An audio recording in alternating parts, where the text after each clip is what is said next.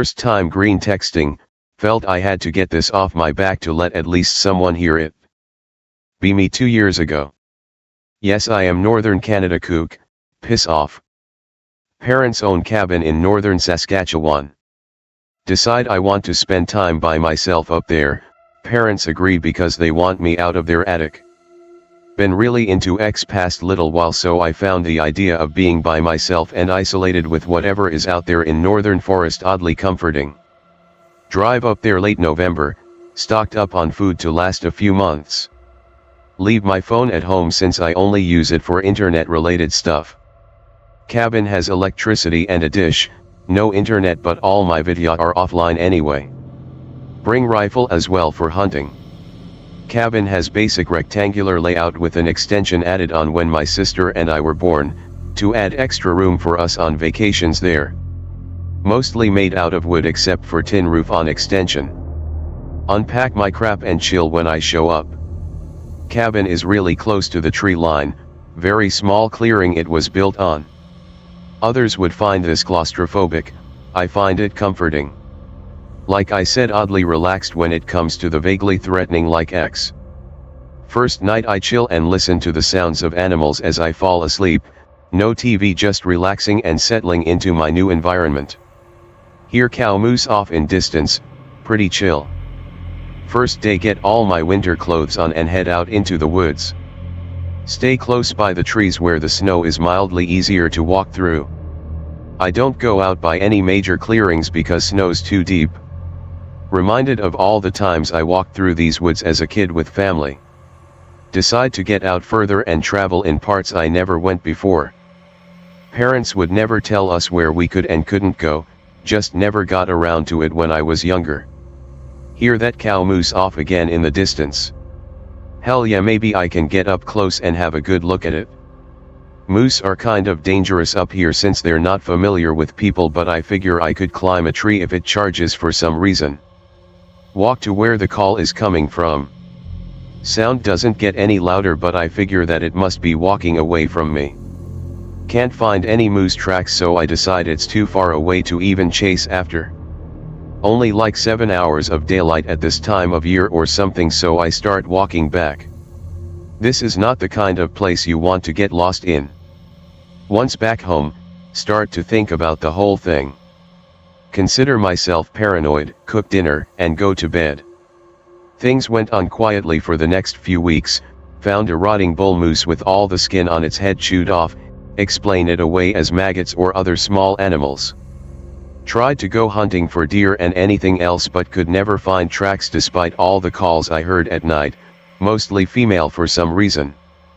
Always tell myself they must just be out further than I usually venture. One day go out and actually manage to snag a small buck. Fya.png. Never shot one by myself before, so I have no idea how to take care of the meat. Decide I'd leave it till tomorrow and butcher it when I wake up. Go full retard mode and leave it hanging outside as to not stink up the cabin. Next day go out and there are effing bites taken out of it. God effing damn it. .jpg. Some animal got to it first and mangled the poor bastard. Really went at it on the head for some reason, all the skin was chewed off. Couldn't recognize the bite marks but decided to stop walking out so far into the woods. Start to wonder how I got a male buck if all the calls I heard were female. I know what calls mean what, and these were more long drawn out indicating female. Paranoia sets in since I get anxious about random bull crap. Quickly make myself forget about it since I promised myself I'd stay for the full few months and not go home early. Next night can't sleep because of anxious thoughts. Insomnia.gif. Begin to hear a very slight noise. It was a very quiet night, so I would be able to hear something outside if anything was there. Sound is almost rhythmic but I can't make out what it is. Eventually it gets louder as if the sound itself is frustrated. Realize something must be making it. Sit up and listen to what has now become an audible scratching noise like something being scraped over wood. Sound travels all the way across the cabin, past where I'm sleeping in the extension and all the way around again. The second time it passes the extension it stops right where I am sitting in the bed for just a moment and then continues. This goes on for a few minutes then stops. Pass out from exhaustion. The next day I have to convince myself what happened wasn't a dream. Begin to form an idea in my mind of some intelligent animal. It can't just be a coincidence. In the middle of the day I build up the courage, go outside and see what happened. Scratches in the snow-covered walls, not enough to wreck the wood but enough to see a pattern of scratches that were more than a few feet above the ground as if something did them purposefully. This wasn't just some dumb animal. Finally decide to take a look at my door. The scratches were serious on the wooden door as if someone with gigantic fingernails spent hours scraping at it. Tripping balls on fear at this point. Whatever it was intelligent enough to tell the door was the way in but predatory enough to use circling as an intimidation tactic. Come to the logical conclusion that whatever this was it must have been the same thing that mauled my effing buck. Finally decide to look at the footprints. Best way to describe them is long bare footprints. Whatever the heck this thing was, it certainly was not a bear. Begin to realize something.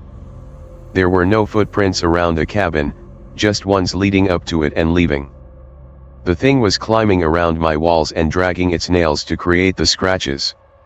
Definitely not a bear. Just want to get out of there at this point. Sun starts to go down and storm clouds start moving in. I've been out here for 2 hours just looking at all this crap in awe. Can't leave in blizzard or in the dark, so I lock myself in hell and get into bed with gun. Mind starts racing when night hits. Wind is howling outside but off in the distance I hear that goddamn cow moose call again. Begin to put 2 and 2 together. Whatever the heck this thing was, it was calling male animals in by mimicking female mating calls. Must have preferred male animals since they have more meat. When I left that goddamn buck outside it could tell I was here. The first full day I spent here and was trailing that cow moose call, it must have been right effing above me in a tree. Train of thought was stopped when I heard that goddamn scratching noise again. I can barely make it out because of the loud blizzard, but I recognize it. Either it sees me as an alpha predator rival or as prey, and at this point I don't know which is worse. This goddamn thing is insanely good at climbing because I hear the sounds of feet on a wooden roof. Storm is so loud I can't make out exactly where the feet are on the roof, just hearing the sounds of feet on wood and snow faintly. Suddenly the sound changes to feet on tin. Right effing above me. JPG. I can't handle this ish anymore, but I can't leave because that's exactly what it wants. The sounds of banging on tin go on for what feels like hours as the storm rages on. Eventually it goes away, thank God. Blizzard begins to die down too. Can hear things more clearly outside. Was not effing prepared for what happened next. Hear woman's voice outside. Not making any discernible words, almost babbling, moaning like it's orgasming. Oh no, you effing don't, you barefoot demon, you're not tricking me like you did all those moose and deer. Sounds very close, at least within the tree line. Grab a big ass flashlight and open one of the unlocked windows. Shine it outside where the sound is coming from. See 7 foot tall, slim, muscular build at first, then eyes adjust to what I'm looking at.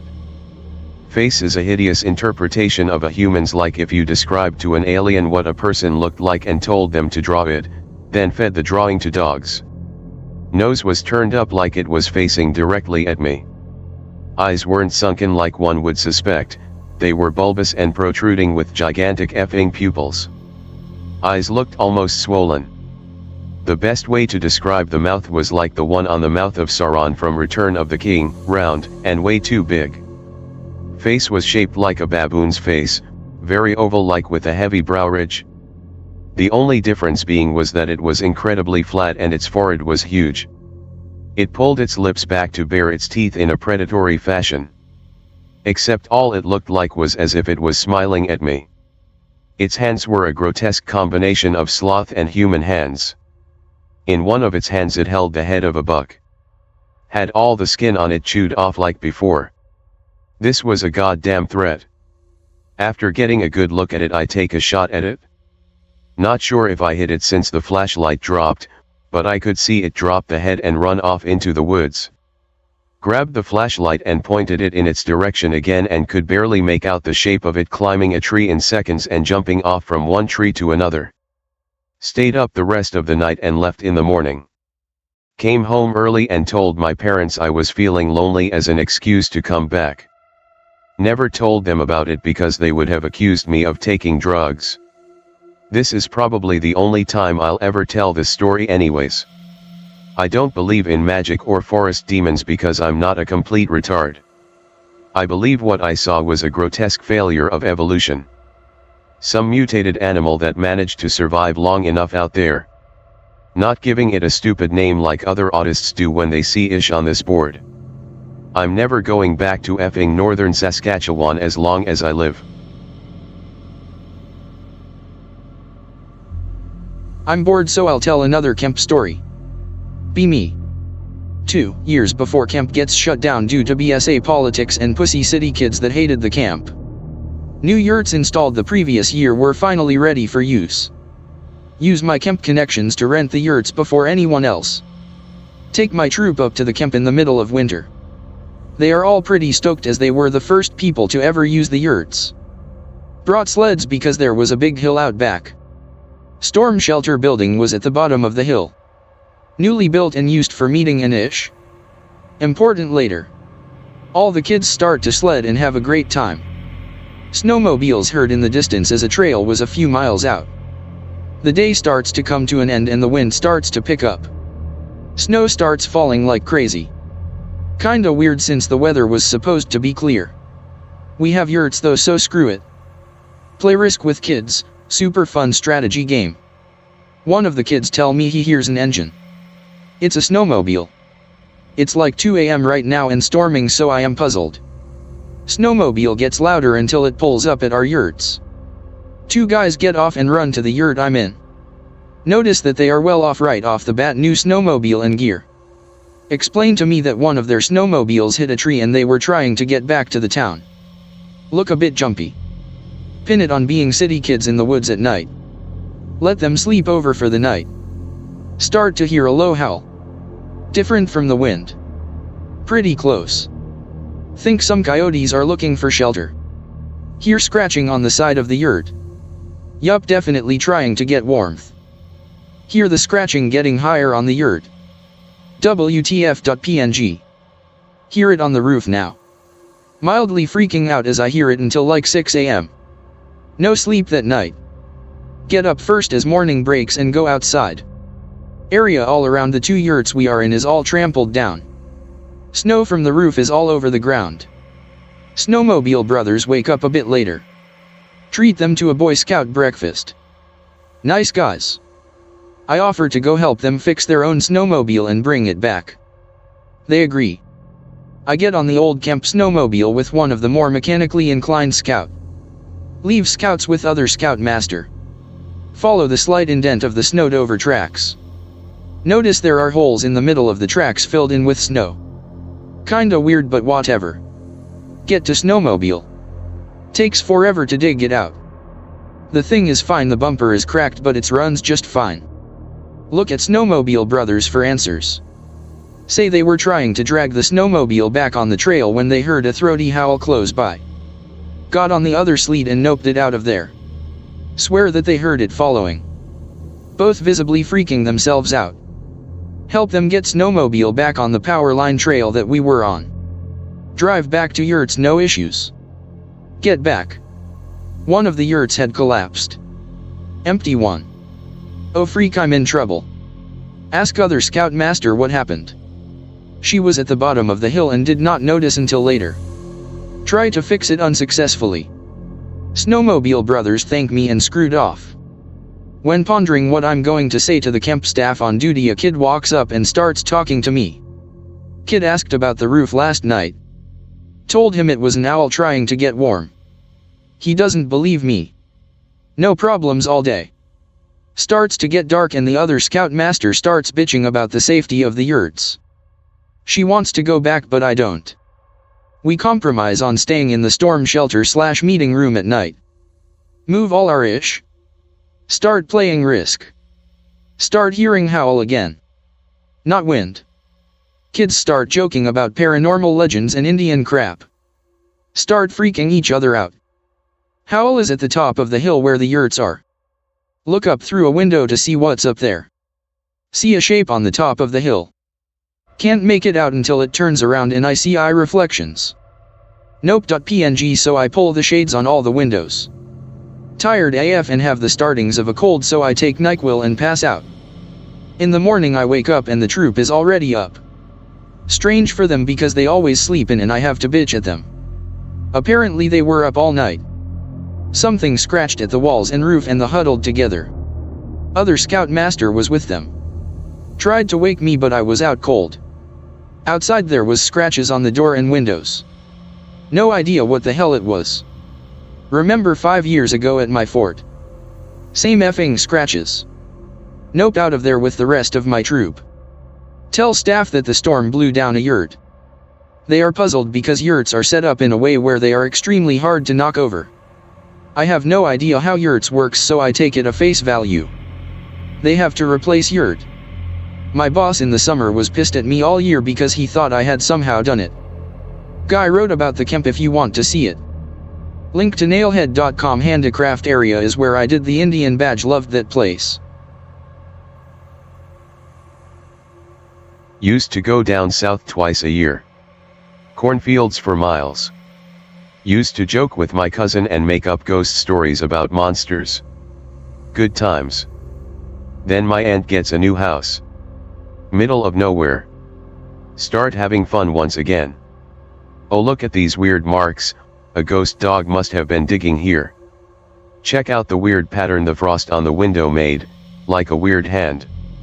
Yeah, the windows must frost over a lot in the middle of nowhere even though it's summer. Those shapes on the horizon must be werewolves. Night rolls in, night of a new moon, not that you could really tell with all the clouds. Talking with cousin about bull crap.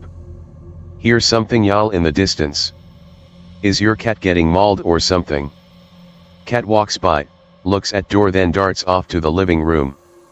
Wind is picking up more, making odd sounds through the house. Terrible draft and chill. Let's just go to bed. Dog is sitting up staring at the back door. I get on a couch and cousin goes to his room. As I try to sleep, the dog starts whining as he stares before growling a little. I hear something from outside, faint sniffling. Turns into faint scratching. Turns into fevered scratching at the door, moves along the wall to just under the window where I sleep. Under 3 blankets in summer and freezing. Look up for a moment and see frost all over the window. No other window though. Hear a frantic knocking on the door for I don't know how long. Hello. Something like granite and ice crashing into each other is whispered from the other side. Tactically undry my underwear and hide under covers. Don't sleep until dawn. In the morning see icy prints all over the window by the couch. Never, ever, ever sleep by a window out there again. I admit, I could have had a waking dream, but I sure as hell know it wasn't the dog making those sounds. I could see what he was doing and it wasn't close to any of that. I guess it's not a very spooky story, but it's what happened.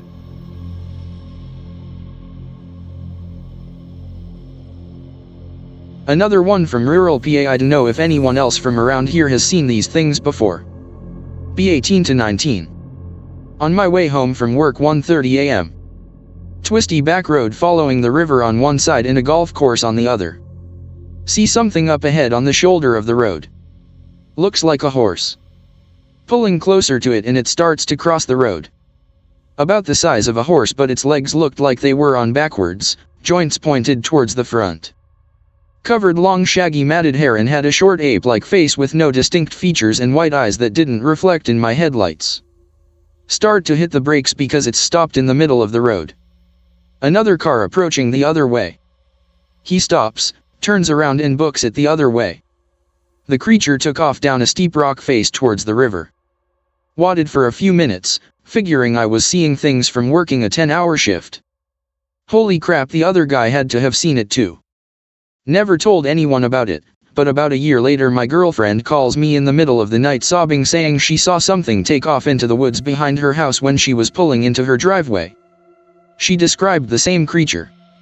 She lives 2 miles from where I saw it. I've tried to do research, but the only thing I found was the Stiltwalker from Texas, but it looks pretty similar. Alright guys, I'm going to tell y'all a story that happened about 2 years ago. Since I'm stupid and don't know how to green text and I'm on mobile, it will take a little while to upload it all.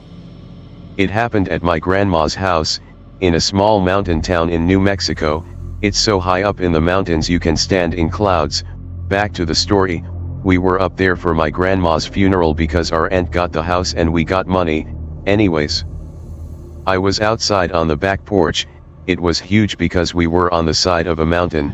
It went all around the whole house except one side. There had always been this house/barn thing at the bottom of the hill. It had a huge gas canister, and when you walked past it, it would smell bad. It constantly have flies, raccoons, squirrels, bears, etc. Also it was pine trees freaking everywhere. So anyways, we had a .22 and were just taking pot shots at anything that moved. We also had a trailer that sat there for as long as I could remember right off the back porch. It had been abandoned for as long as I can remember, although my brothers and cousins told me they used to stay in it. Anyways, it had been abandoned and I was 16 at the time. My cousin dared me to shoot it. Since I don't back down from a dare, I shot at one of the wheels. It freaking exploded. And it tipped and rolled down the hill at that barn thing. It hit it and the gas canister. All we heard was a loud crash. The next thing I see will probably stay in my mind forever. 3 butt-ass naked men run out. Anyways, these 3 naked guys run out. One of them was so fat and hairy he could pass as a homo Bigfoot. And run towards the house and go under the porch.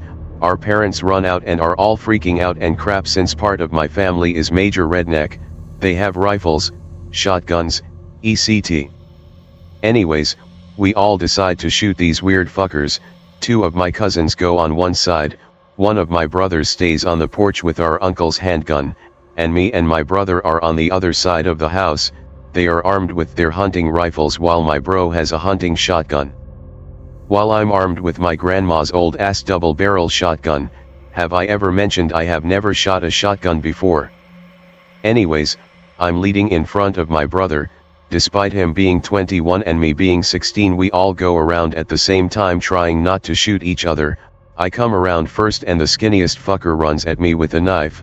I didn't know what I was doing, so I squeezed both triggers at once. It blew me to the ground, and ripped the gun out of my front arm, so I'm just holding it with hand on the trigger. Want to know what else got blown? A huge hole inside of that guy's chest.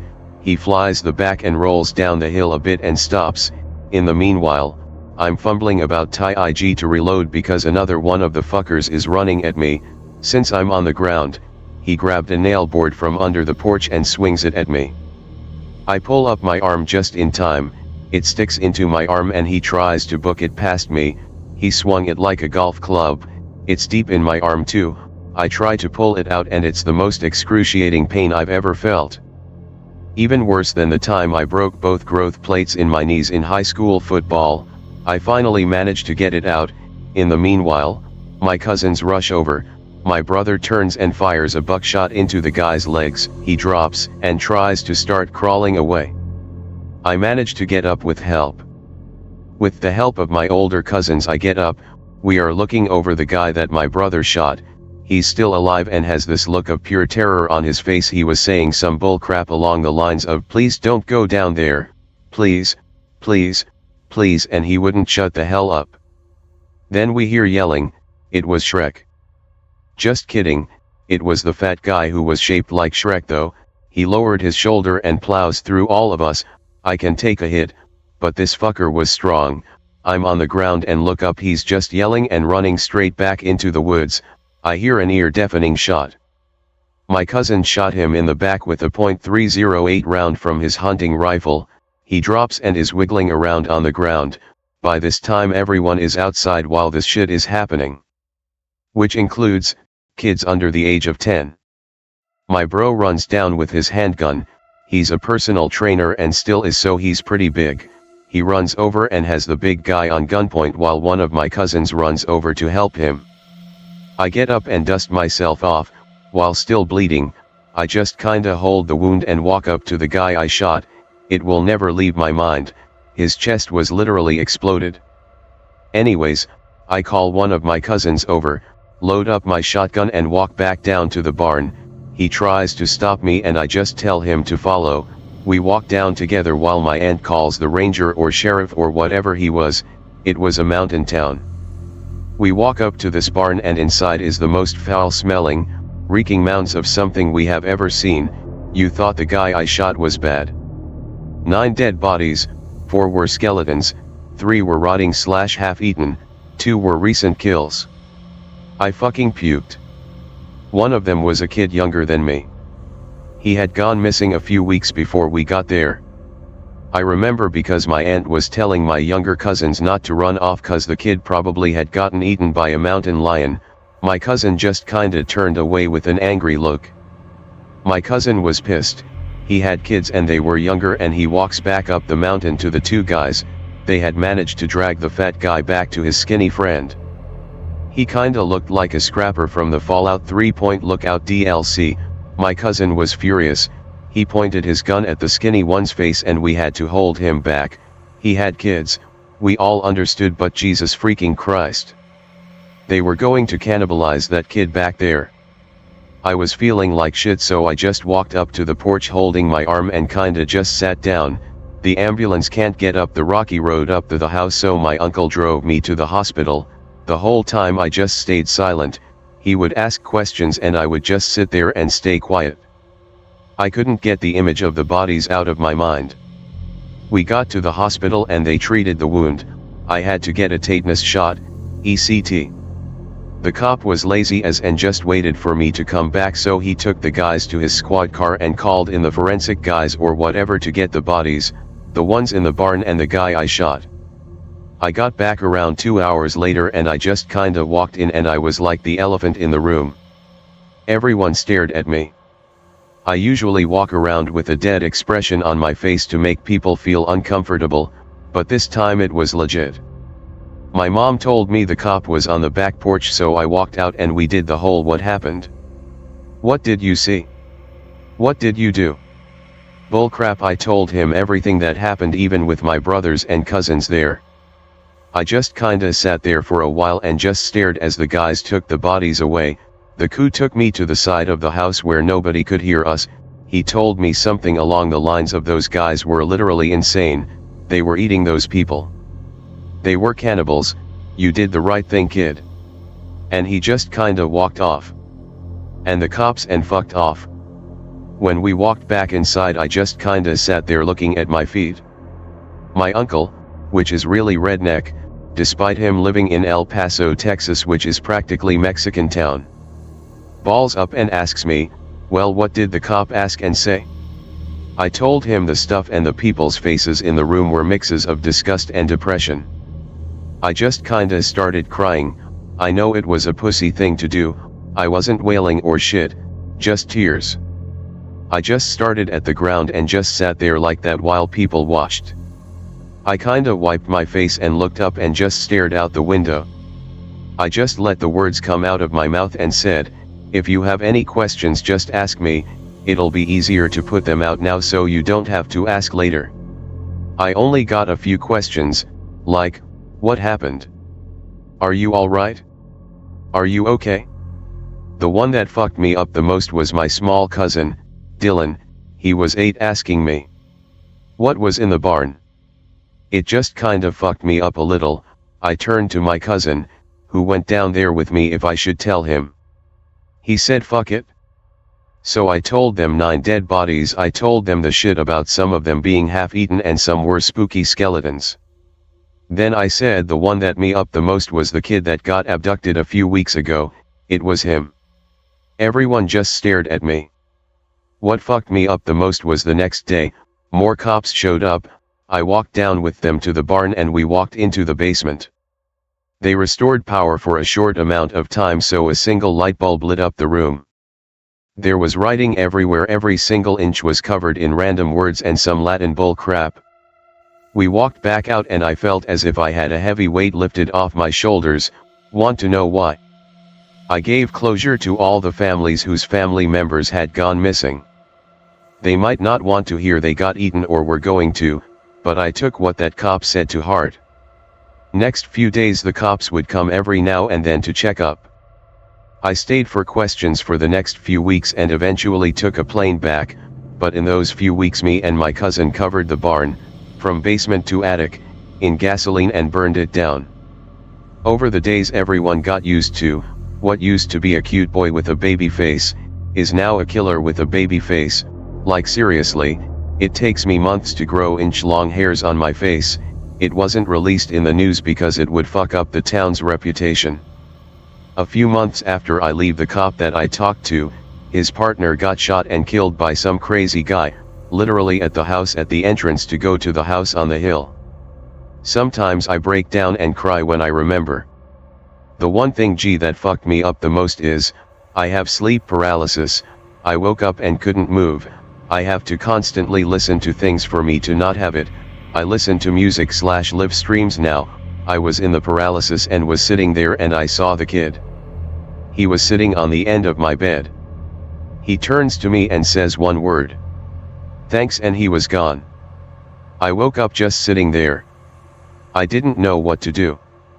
I used to go to a psychiatrist and I told him about the thing. He told me spirits can contact through sleep. It was good he did. I did right that day, and now people will be happy that I did do good, other families and even mine. I'm happy now. Finn. I'll take questions now. I was maybe 10 or 11, I don't really remember. My family and a friend of my dad's family decide to go camping. I'm not outdoorsy but no choice. We drive in an RV to a campground in Ontario, near Westport I think. Drive in around 4 p.m. Come across an old-looking barn in the middle of a field about 60 feet away from the road. They all decide to check it out. Me and the other family's daughter are playing Pokemon. Barn is hollow and has an upstairs balcony and a stage. No one really knows why, maybe for parties? Family decides it'd be cool to spend the night in the area, so we do. It's 10 p.m. now and my Game Boy is out of battery, so I want to wander around the area but my mom stops me and tells me to sleep. 1 a.m. me and the daughter and my brother decide to sneak out. We take our only 2 flashlights and go. Outside, straight ahead there's a wide stretch of land with nothing but grass, far away trees and the road that continues on into the grounds. To the east there's a small hill that trails off into some woods. We decide to head that way. There's a bit of a path paved down but it's worn out. I remember there was some really old cars by the side of path, rusted, crushed, no idea why. We come to a cave/ravine area in the ground that goes pretty deep. I don't want to go down because I'm worried about falling. I give my brother my flashlight. They call up telling me that there's some snacks in the cave. What? As soon as they do I hear what sounded like a zipper. I realize I'm totally in the dark and can only see the sky and not even 10 feet in front of me. Too scared to do anything. Rustling in the same direction and I hear the other 2 yelling something at me that I don't remember. They climb out from the cave and see me really spooked. I tell them we have to leave. I'm older so they listen. We turn the bend out of the ravine. I see a woman wearing a white sundress looking into the barn where everyone is sleeping. She's holding a shovel. She looks at us and darts around the back of the barn. Me and my brother are shocked but the daughter didn't notice. At this point I am shaking and can't control my breathing but we run down the hill anyway and into the barn. Everyone is fine but are pissed because we left the barn. We tell them what we saw and they look concerned but don't know whether or not to believe us. My dad and his friend go out to look around. At this point I notice my brother is way more disturbed at this than I am. I asked if he was okay. He told me that he found lookers in a lot of candy bars and junk food. I didn't know what lookers were at the time but I think he meant binoculars. Dad's come back but didn't go into the cave because it was slippery. They found bags of trash and some old magazines. The parents talk in private. Some people decide to sleep in the RV and my dad and his friend keep watch all night. I couldn't sleep that night. We decide to head into the town and do some other things before leaving early. I haven't seen my father's friend and his family in a long time, but like 4 years ago we had a reunion and me and his daughter hooked up. I remember asking her about what else was in the cave, and if she remembered she said she didn't. My brother on the other hand said that there was something else he didn't mention at the time. He said there was a lot of letters grooved into the walls of the cave. I can tell that it still creeps him out even today. I am too a little bit when I think back, but it's mostly just a good story to me now. Be me, 12. Have a friend whose mother is really fucked up, always angry, mean, never cared about what he did with his time. She always seemed to resent him. Learned years later that she was a heavy drug addict. They live in a small townhouse in a shitty part of town. Go to their house one afternoon. Playing Super Nintendo in the living room. His mom gets out of bed finally and comes out of her room. She always slept in really late, talking on the cordless phone, smoking a cigarette. I barely catch a small part of her conversation where she seems to say, "I'll leave it unlocked." She comes into the living room looking worse than usual, like she'd been crying. She is surprised to see me, says, "You didn't tell me Anon was here." Weird, because she normally didn't give a fuck about whether he had friends over.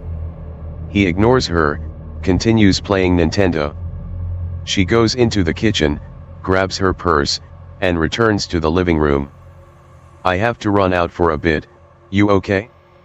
I've never heard her ask him that before. He ignores her, playing Nintendo. She comes over and kisses him on the head. "I love you, okay? I love you very much." He looks at her side-eyed. "Okay, what? Anon has to go home.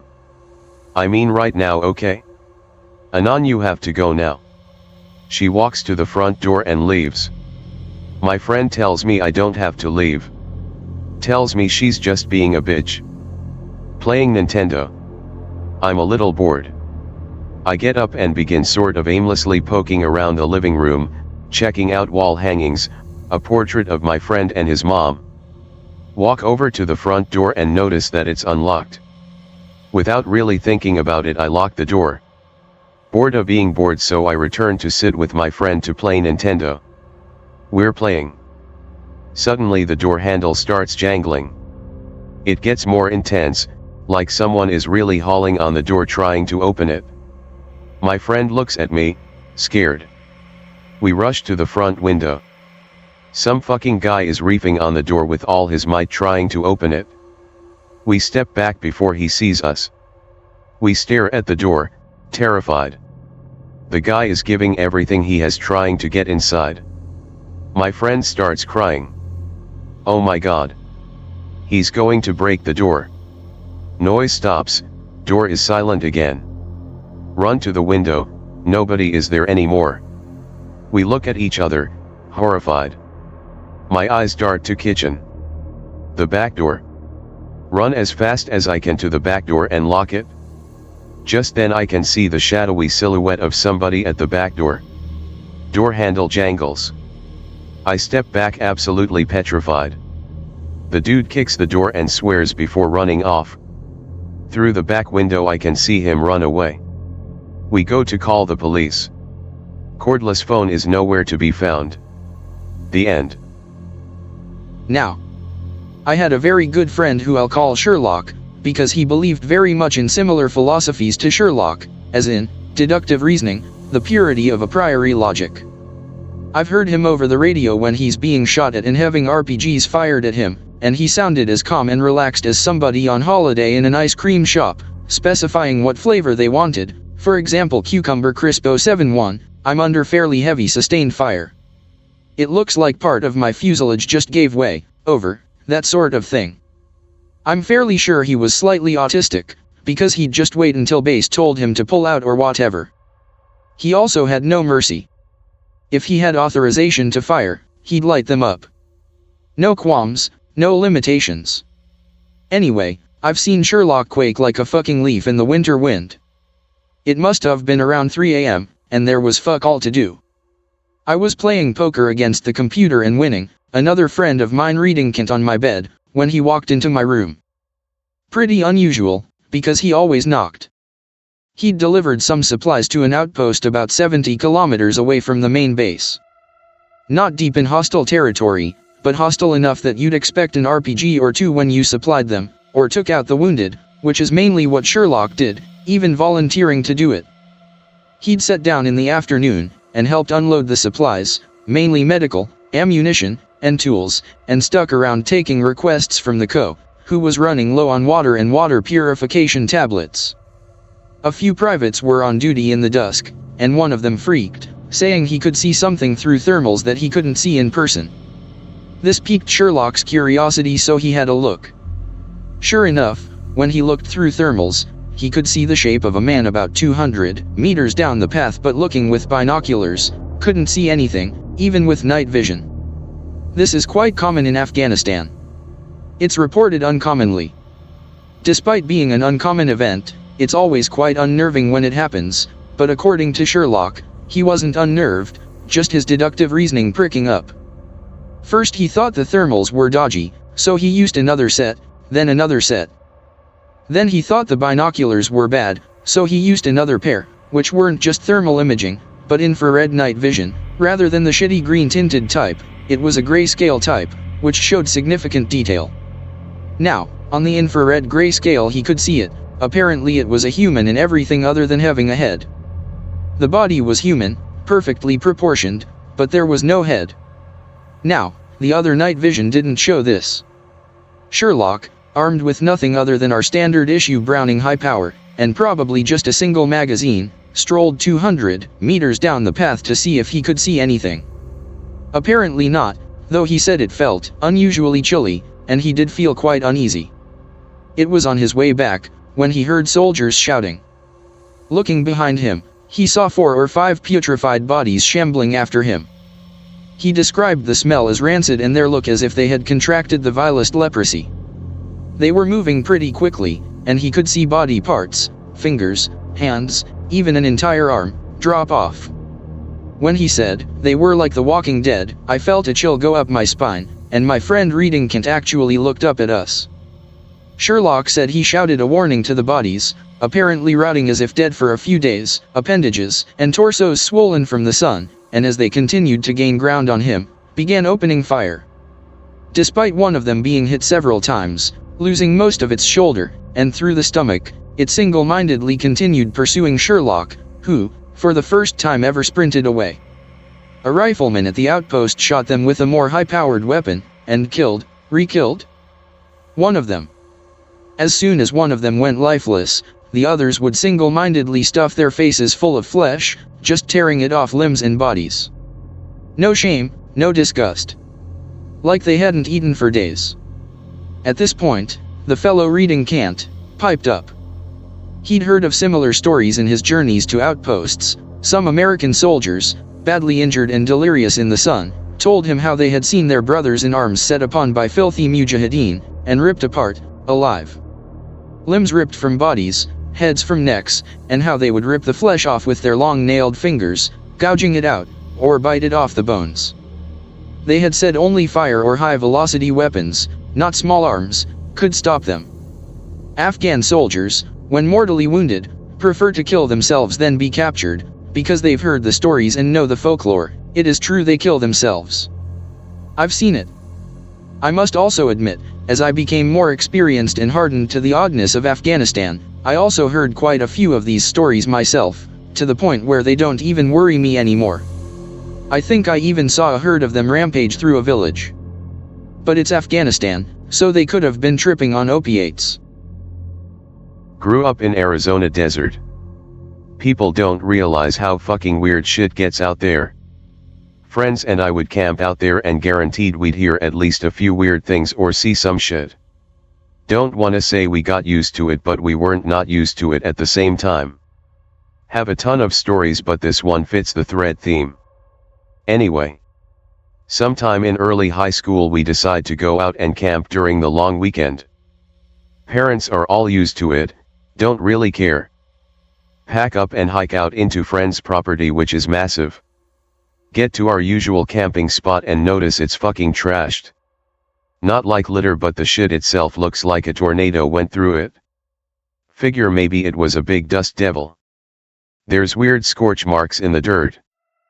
Pieces of rock almost look melted together. We figure it must have been big fireworks.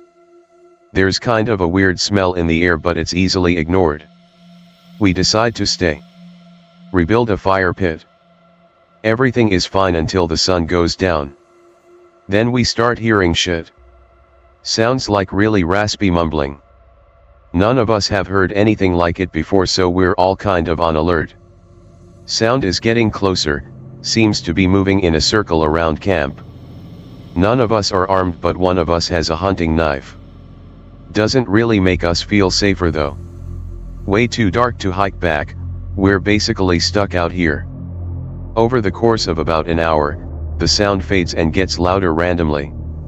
The more we listen to it, the more we start thinking it's not really chanting. It's more like that weird humming sound power lines make. Starts to smell like hot sand. Friend with the knife is convinced we're gonna get fucking abducted by aliens or something. Starts freaking out and throwing flaming pieces of wood out into the dark. We're telling him he's an idiot and that it's probably just some weird animal. Then one of the pieces hits something about 50 yards away.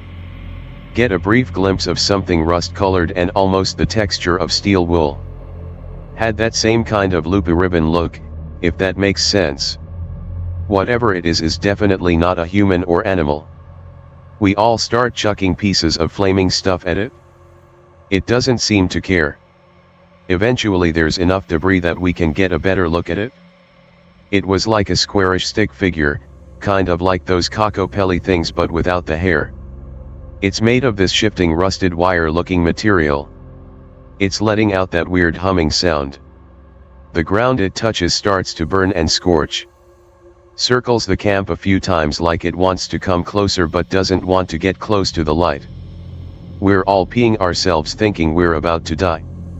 Suddenly it lets out this really loud metallic shriek and fucking flies backward like it's rocket powered.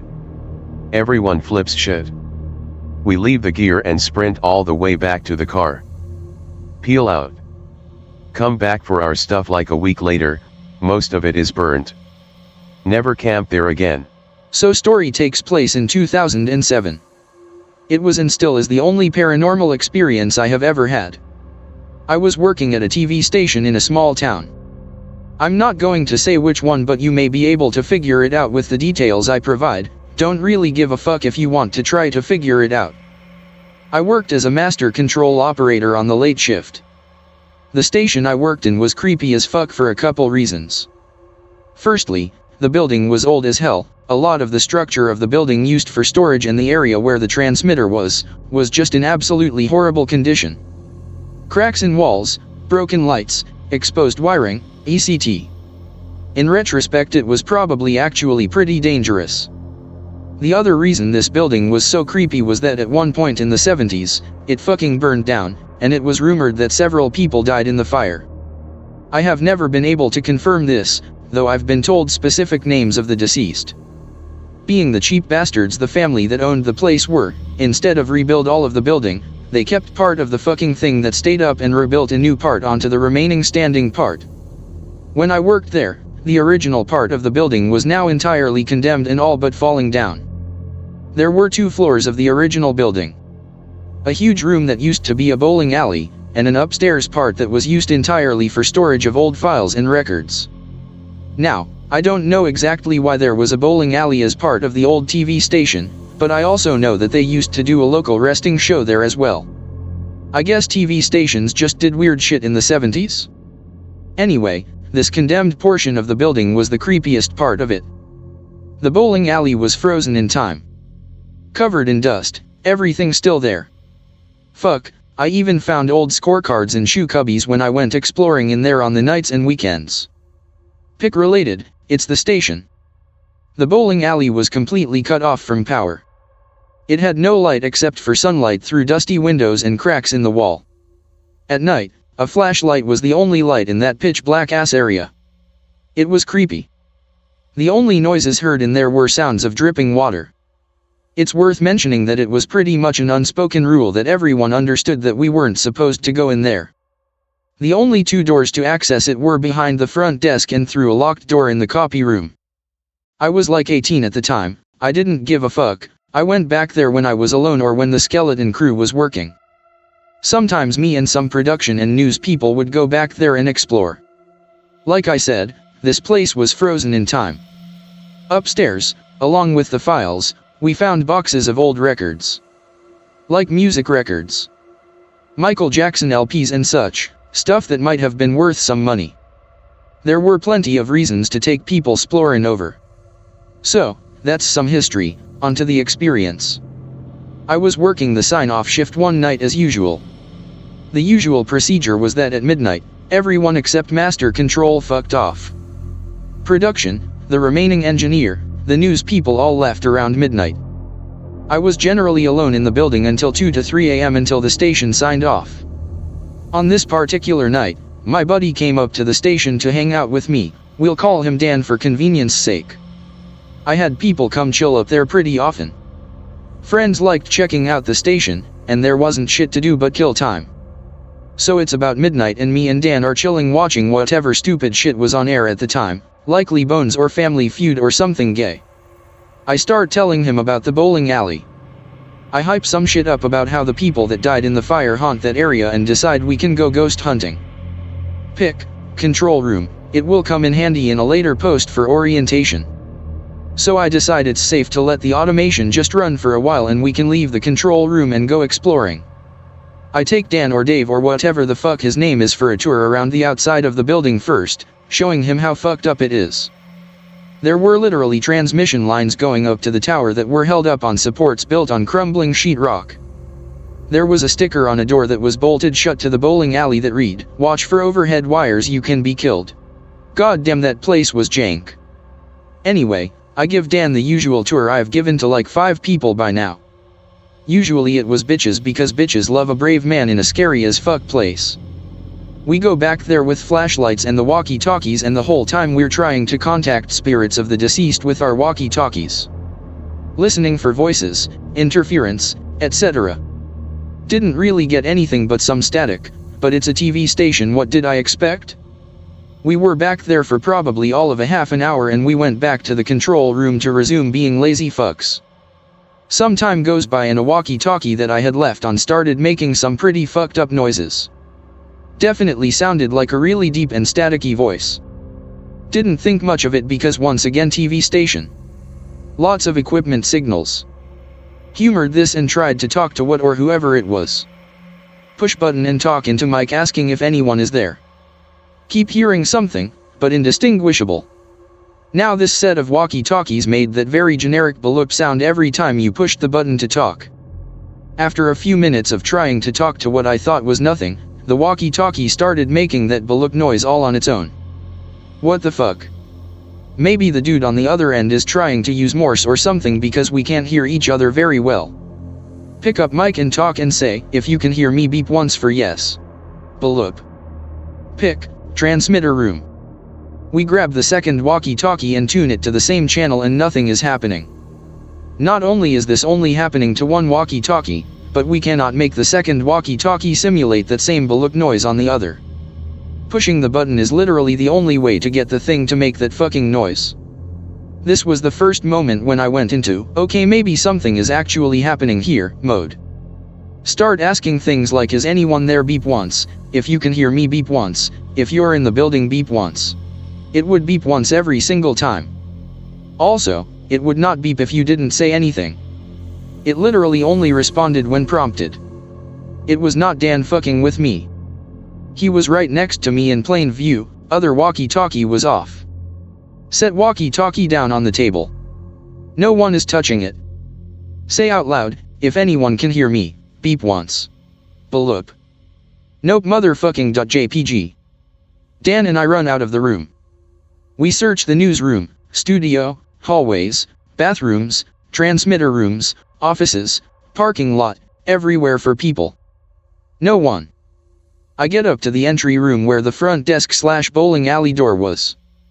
Bowling alley door is wide open. I closed and locked that fucker. I always did. Every time. This is where I began to go into panic and events are a little less clear. Pick, another shot of the control room conveniently with the ring picture up. This can be seen in last pick too. Dan and I head back to the control room and shut all the doors so no one could hear inside the room. Walkie-talkie lays silently on the desk by the board. Ask again if it's in there. BALOOP. Ask if it can see me. BALOOP. Decide that maybe someone could still be tricking me and is listening in on me somehow. Decide to see if this thing can really see me.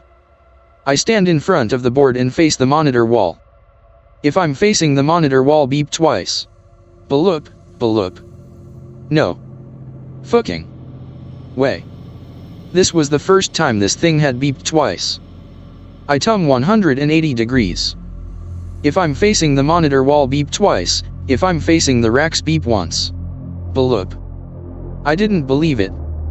I tested it again and again and again. Turning to different orientations and asking for different numbers of beeps. It got it right. Every single time. I'm panicked. It's now like 2:20 a.m. and I haven't logged break times for over an hour. I can no longer do my job. I am so fucking terrified. At some point, Dan and I just accept that we are in contact with something otherworldly. I ask it if it came out of the bowling alley. It did. I ask if it died in the fire. It did not. I asked it if there was a god. It said there was. Now, last time I told this story, people said, "Herder, your story was good until you got to this part, confirmed for fake FGT." I don't really care. I'm not going to omit it cause it fucking happened. As I am shifting into this new and terrifying worldview based on the experience I'm having. I ask if there is a hell. BALOOP. Are you in hell? BALOOP. On a scale of 1 to 10 by number of beeps, how bad is hell? BALOOP, BALOOP, BALOOP, BALOOP, BALOOP, BALOOP, BALOOP, BALOOP, BALOOP, BALOOP, BALOOP, BALOOP. It wouldn't stop. I start crying. Pick, behind rack in control room. I don't remember how many times it beeped before it finally stopped. I tried to calm down, and pretty much at this point ignore the walkie-talkie and stop asking questions and start replaying shit with Dan and trying to come up with explanations, and catch up with my work. It's getting close to sign-off time, so I start with my close-up shop procedures, etc. As I'm shutting some shit off and talking to Dan, this thing starts beeping in series of 3. Just 3, pause. 3, pause. Over and over. Start trying to determine and ask it some important of 3. It's like 2:45 a.m. 3 o'clock? BALOOP. Sign off? BALOOP, BALOOP. No? Is something going to happen at 3 o'clock? BALOOP. Fuck this. There is no way I'm going to be in this building. I set up the automation to automatically go to color bars after the national anthem and just go ahead and tum off the fucking transmitter 15 minutes early. Fuck this walkie-talkie, tum the fucker off and throw it on the charger. Dan and I go outside into the parking lot, he leaves. 3 a.m. comes. Nothing happens. Wait and see what happens because I have to go back inside to load the next day's playlist. Nothing. At like 3:021 decide, scared as fuck, to go back inside. As I'm walking back towards the door, I hit the deck after I heard an ear-shattering clank, wobbly wobbly wobba kaboom. And then the sound of something fucking electrical like shorting out. The huge boom came from our main network receiver dish. The thing is like 30 feet in diameter and up on a huge robotic tripod. The thing somehow slipped out of lock and literally fell with all its weight, collapsing to the bottom position, facing the ground. I call my boss, the chief engineer, immediately. Pick, behind the news set. Tells me he'll be there immediately. He lives right up the street, so he'll be there in like 2 minutes. Follow sound of the shorting out sound. Find that between the building the sheetrock wall, a fucking transmission line broke and is completely unrelated to the dish falling. That fucking sticker about overhead wires was not lying. Boss shows up. Tell him I was outside smoking when the thing fell. He proclaims, "One have never seen anything like this before." We go in together to the sound of alarms related to the dish. I tell him about the transmission line, tell him the next day's guy will have to do the playlist because fuck you, I'm leaving. He literally does not give a fuck and has bigger fish to fry. I get in my truck and hit the road. I call my buddy William, who was always fucking up late as shit, to tell him about what happened.